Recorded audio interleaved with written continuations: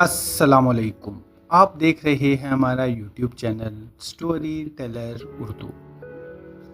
حضرت زینب بنت علی رضی اللہ تعالیٰ عنہا کی زندگی اسلامی تاریخ کا ایک ایسا روشن باب ہے جس میں محبت، علم، صبر، قربانی، عزت، وقار اور حق پر ثابت قدمی کے بے شمار ایسے واقعات موجود ہیں جو ہر دور کے انسان کے لیے مشعل راہ ہیں۔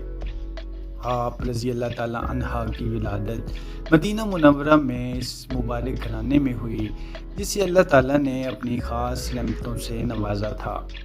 آپ رضی اللہ تعالیٰ عنہا حضرت علی رضی اللہ تعالیٰ عنہ اور حضرت فاطمہ الزہرا رضی اللہ تعالیٰ عنہا کی صاحبزادی اور رسول اللہ صلی اللہ علیہ وآلہ وسلم کی نواسی تھی۔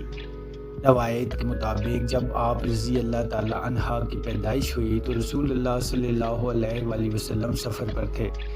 واپسی پر حضرت فاطمہ نے اپنی ننھی بیٹی کو حضور اکرم صلی اللہ علیہ وآلہ وسلم کی خدمت میں پیش کیا۔ آپ صلی اللہ علیہ وآلہ وسلم نے نہایت محبت سے اپنی نواسی کو گود میں لیا، اس کے کان میں اذان دی، اس کے لیے دعا فرمائی اور اللہ تعالیٰ کے حکم سے اس کا نام زینب رکھا، جس کا معنی ہے باپ کی زینت۔ رسول اللہ صلی اللہ علیہ وآلہ وسلم کو اپنی اس نواسی سے بے حد محبت تھی۔ جب بھی وہ گھر تشریف لاتے تو بچوں کے ساتھ شفقت کا برتاؤ فرماتے، انہیں دعائیں دیتے اور بہترین اخلاق کی تعلیم دیتے۔ حضرت زینب رضی اللہ تعالیٰ عنہا نے اپنی ابتدائی زندگی ایسے ماحول میں گزاری جہاں ہر لمحہ قرآن کی تعلیم، عبادت، تقوی، سچائی، رحم دلی اور اللہ کی رضا کا سبق دیا جاتا تھا۔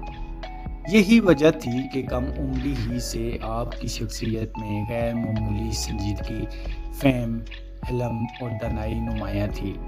لیکن ابھی عمر زیادہ نہ ہوئی تھی کہ امت پر پہلا بڑا صدمہ آیا اور رسول اللہ صلی اللہ علیہ وآلہ وسلم اس دنیا سے پردہ فرما گئے۔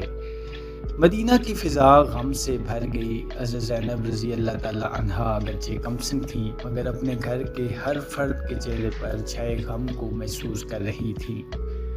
اس عظیم جدائی کے چند ہی ماہ بعد آپ کی والدہ حضرت فاطمہ بھی اس دنیا سے رخصت ہو گئی۔ یہ وہ لمحہ تھا جس نے اہل بیت کے ہر فرد کے دل کو غم سے بھر دیا۔ حضرت زینب رضی اللہ تعالیٰ عنہا نے اپنی والدہ کی شفقت بہت جلد کھو دی، مگر انہوں نے صبر کا دامن نہیں چھوڑا۔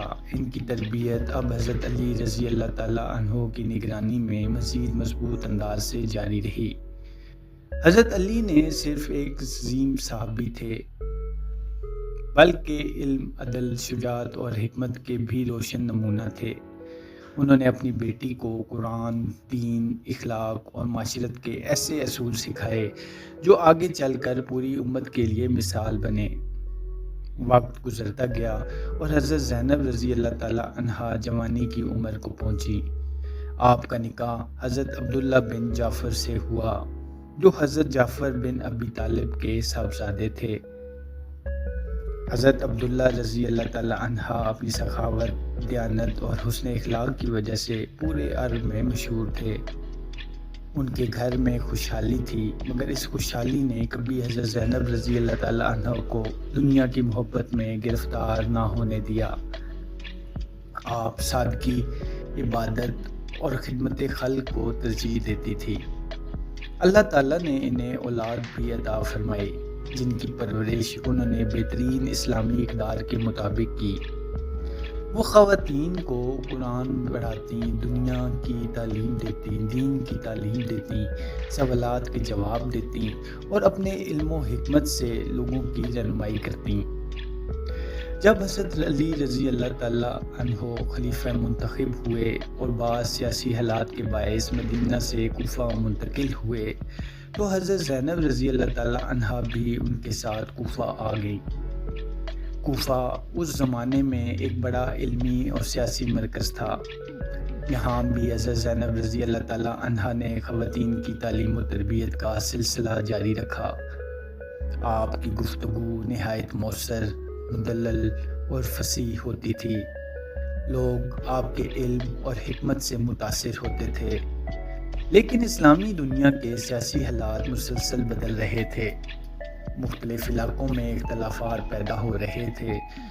حضرت علی نے ہمیشہ عدل اور انصاف کے مطابق فیصلے کیے، مگر کچھ گروہوں نے ان کی مخالفت جاری رکھی۔ بالآخر وہ المناک دن بھی آیا جب حضرت علی رضی اللہ تعالیٰ عنہ پر قاتلانہ حملہ ہوا اور چند دن بعد وہ شہید ہو گئے۔ حضرت زینب رضی اللہ تعالیٰ عنہا نے اپنے عظیم والد کی جدائی کا صدمہ انتہائی صبر کے ساتھ برداشت کیا۔ اس کے بعد حضرت حسن رضی اللہ تعالیٰ عنہ نے مسلمانوں کی قیادت سنبھالی، مگر امت میں مزید خون ریزی سے بچنے کے لیے انہوں نے صلح کو ترجیح دی۔ چند سال بعد حضرت حسن رضی اللہ تعالیٰ عنہ بھی اس دنیا سے رخصت ہو گئے۔ اہل بیت پر غموں کا یہ سلسلہ تھمنے کا نام نہیں لے رہا تھا، مگر حضرت زینب ہر آزمائش پر اللہ پر کامل بھروسہ رکھتی رہیں۔ سن 60 ہجری میں حضرت معاویہ کے انتقال کے بعد یزید نے اپنی بیعت لینے کا مطالبہ کیا۔ حضرت امام حسین رضی اللہ تعالیٰ عنہ نے حالات کا جائزہ لیا اور محسوس کیا کہ وہ ایسے معاملے میں اپنی رائے اور ذمہ داری کے مطابق فیصلہ کریں گے۔ مختلف شہروں سے خطوط آنے لگے جن میں اہل کوفہ نے حضرت امام حسین رضی اللہ تعالیٰ عنہ کو اپنے پاس آنے کی دعوت دی۔